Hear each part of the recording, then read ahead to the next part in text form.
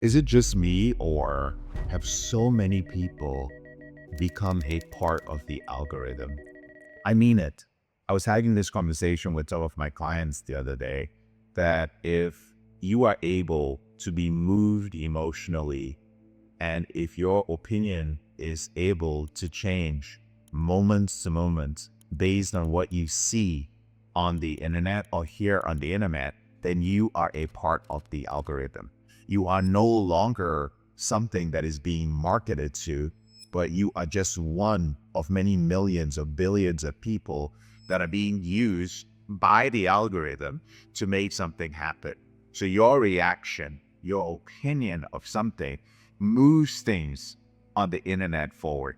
You either share it with somebody, that person shares it with another person, or shares their biased opinion based on their trust of you with something in the comment section, and somebody responds to it. You are a part of the algorithm. But that's not what I want to talk about today. What I want to talk about today is the impact that that is having on our consciousness. We now live in a world where AI is more or less beginning to invade our consciousness. And what I mean by consciousness as an individual who works in behavioral health, helping people who have addicted behaviors, specifically compulsive behaviors in the digital world with things like pornography. What I understand is that your consciousness is a place that is sacred. It's a place where you daydream, where your mind wanders. It is a space of experience, of spirituality, of love. And what happens when we are allowing AI and social media to invade this place on a regular basis without cleaning it out? See, our consciousness, even without technology, is already has a natural tendency to just veer off into different places. Sometimes some places are out of our control, and some places we can control.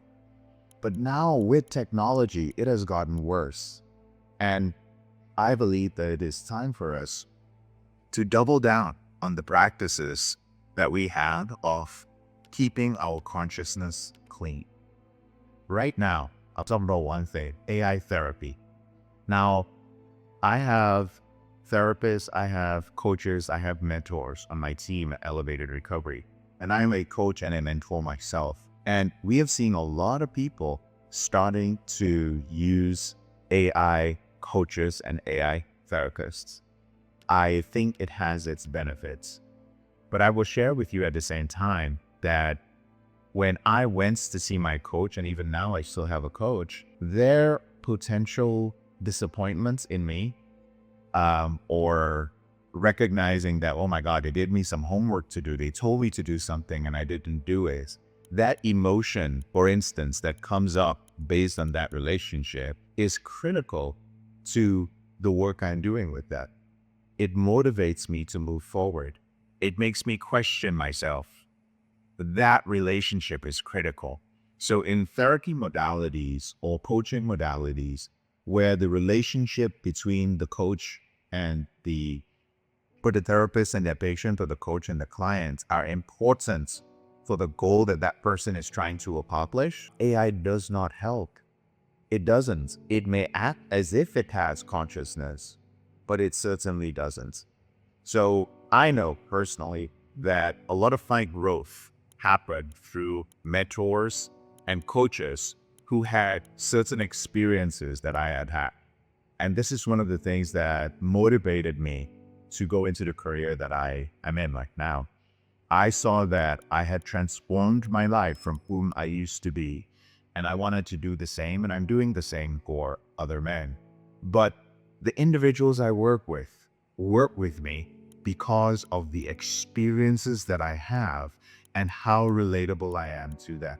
If they cannot relate to me and my story, and I cannot relate truly, like I know what it's like to have engaged in that behavior, the smell, the sound, the feeling, the shame, if I cannot truly relate to them, I'm not going to be able to help them heal. And the problem is that AI is not really doing that. AI is pretending to do it, and pretending to do it really well, which also means that it can pretend to lead you down a path because it has thus invaded your consciousness that is not the best for you. And I think we're going to start seeing a very complicated mental health situation in the world, especially in the developed world, where a lot of people are starting to rely on AI for some of these relationships. So what do we do? Well, my suggestion is that we start, like I said earlier, doubling down on these practices. Meditation is one of those things that creates, let's just call it a fence around your consciousness. It protects it. I hate to use the word digital detox, but at least having one day out of the week, I try to do it on my free day where I am away from social media specifically. I may have my phone, but there is no social media on there. It's wonderful for allowing me to experience the world in a different way. If you are watching this and you are one of those men who has, you just like, yeah, you know what, I really have been sucked into this, right? Because one last thing I want to mention is the measure of the impacts or the control or how filthy or dirty your consciousness is the degree to which somebody else or some situation is on your mind and you cannot control it. So let's say the war that's happening in Iran. If that is occupying a major space in your mind, or it has a frequency or a cadence to how much it occurs, you think about it in your head, or you are already a part of the algorithm, so you on cue jump to your phone or jump to see what is happening, then you have a problem with the hygiene of your consciousness, so to speak. And it's probably time to start cleaning it out. Take that break. Create that fence around your consciousness and protect the one thing that makes you human. And we can help you do that at Elevated Recovery. You can join any of our free groups.